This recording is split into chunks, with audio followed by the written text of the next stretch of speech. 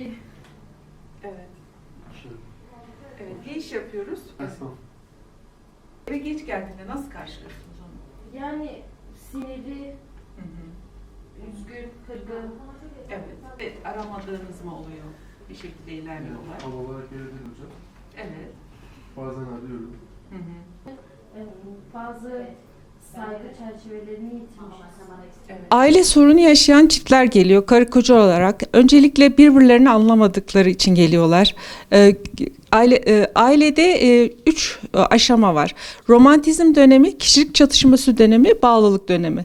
Bize gelen çiftler genellikle kişilik çatışması sürecinde geliyorlar. Nasıl? Kişilik çatışması süreci farklı ortamlarda büyümüş, kadın ve erkek farklılıklarıyla beraber kültür çatışması da yaşayan çiftler birbirlerini anlamakta zorluk yaşıyorlar ve bundan dolayı da bize geliyorlar. Peki biz ne yapıyoruz?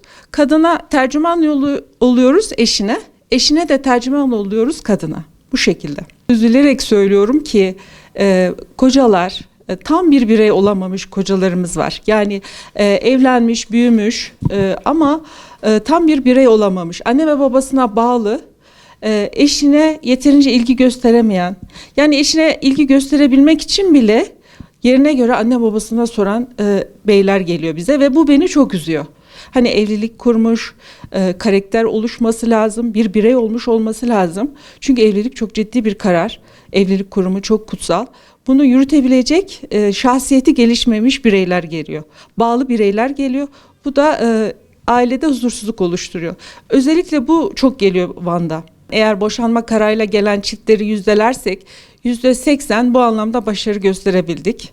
%20 ama başarı gösteremediğiniz vakalar da var. Çünkü birbirlerini anlamadıkları için, hatta size şu vakayı anlatmak isterim. 1 yıllık evli bir çift geldiler, biz ayrılacağız dediler. Onları dinledim. Baktım gerçekten kişilik çatışması süreci yaşıyorlar. Hayır dedim, sizin ayrılmamanız lazım. Çünkü sevgi de vardı, saygı da vardı. Aradan bir 5-6 ay geçti. Tekrar bu çift ayrılma kararıyla geldi. Hayır dedim, ayrılmayacaksınız. Bir daha geldiler. 3 kez bunu yaşadık ve şu an çok mutlu bu çift.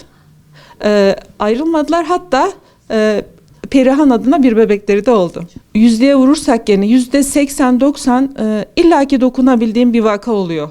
Ben öncelikle ya ayrılma konumuna gelmeden, karı koca, aile ayrılma konumuna gelmeden, çok ciddi yara almadan, herhangi bir konuda sıkıntı yaşadıklarında böyle bir merciye başvurabileceklerini bilsinler istiyorum.